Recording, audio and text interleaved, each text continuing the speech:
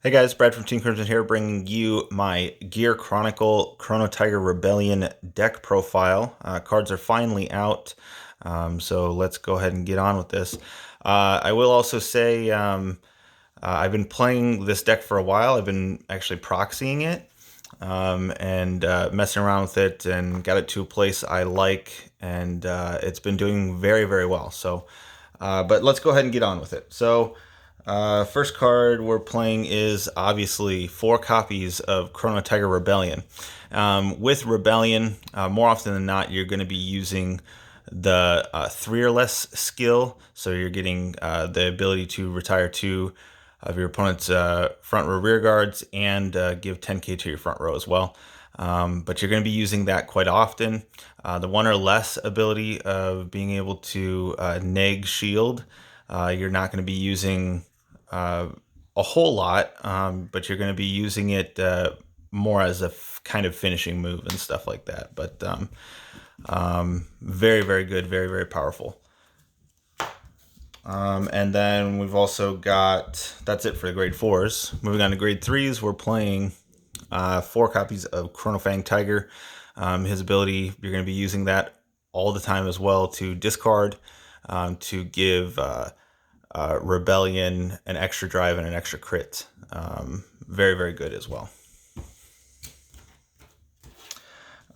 Next, I am playing 4 copies. Oh, sorry about that. 4 copies of Chronobite Tiger.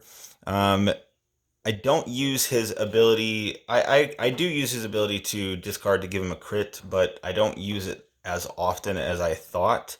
But his main ability of when he's on Vanguard of getting to draw another card is quite good. And then playing 4 copies of Steam Scara or Cobb. He counts as a grade 3 when discarded, and then being able to counterblast, discard a card, and give your Vanguard an additional drive check. Awesome. Usually can get Rebellion up to definitely 4, sometimes even 5 drive checks. And then next I'm playing 4 copies of Steam Mechanic Nabu. His ability is very good for early game. Being able to bind and plus off of him, you're able to rush a little bit and try to get to your pieces a little bit, or even call him to a circle that has either a force 2 or a force 1 marker, and he's attacking and guard restricting as well. Very, very good. That's it for grade 2s. Moving on to grade 1s, I am playing 4 copies of Chronotiger. Chronotooth is absolutely amazing. Not only the ability that when you're discarding, you can counterblast and call it back as rest and draw off of it. That's very, very useful. But also when you ride him, you get to draw an additional card as well. Very, very good. And then I am playing 4 copies of Wedge Move Dragon. Wedge Move counts as a grade 3 when you discard, as well as the ability for when it's on Vanguard, you can, if the attack hits, you can bind a card and draw a card. Again, just kind of helping you get to the pieces that you need. And then next I'm playing 4 copies of Quickie Worker, which lets you put your grade 4s back into the deck. That's what you're wanting to go for. You're wanting to put your Rebellions back into the deck. Soul Blast 2 and draw a card. The Soul is not a problem because of Nabu. Yeah, I mean, but it's very, very good. Definitely need that recycle engine as well. And then I'm playing 1 Tech-10 copy of Steam Fighter Zabala. It's only teched in there for very particular matchups. Discarding a card, to retire one of my opponent's rear guards. So usually I'm killing off quite a few of their rear guards, especially in force matchups and protect matchups, stuff like that. But against Excel and stuff like that, this can come in real handy.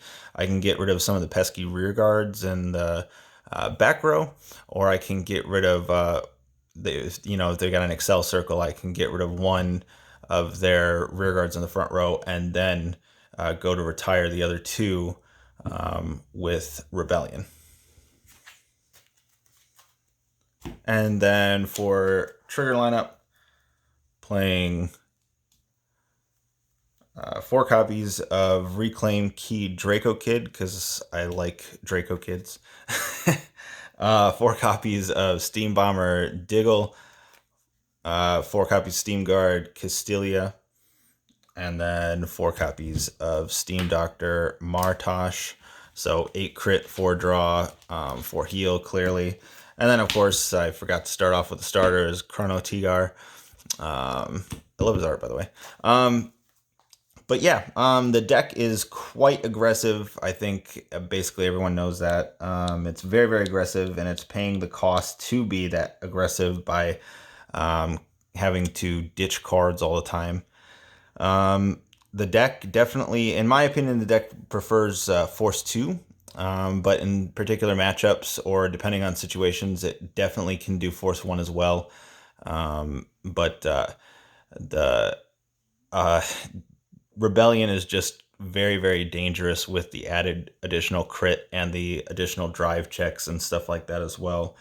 A lot of times people are having to PG him, or I'll have 5 drives, 6 drives on him, and people have to do like 2 to 3 to pass.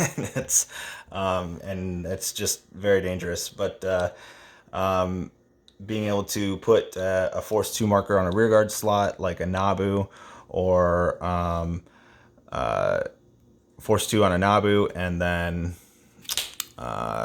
having Chronobite Tigar gain a crit as well. It's just a lot of pressure that some decks, quite a few decks actually, just aren't too equipped to deal with. But no, it's very, very good. Awesome deck.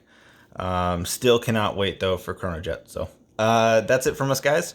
We'll be back at you. Hopefully we'll be posting some matches through Skype or something later in the week. And hopefully I think we're going to be posting another deck profile for Arc-Ader, I believe. So, but that's it from us. Comment below, let us know your thoughts on the deck, and we'll see you later. Bye.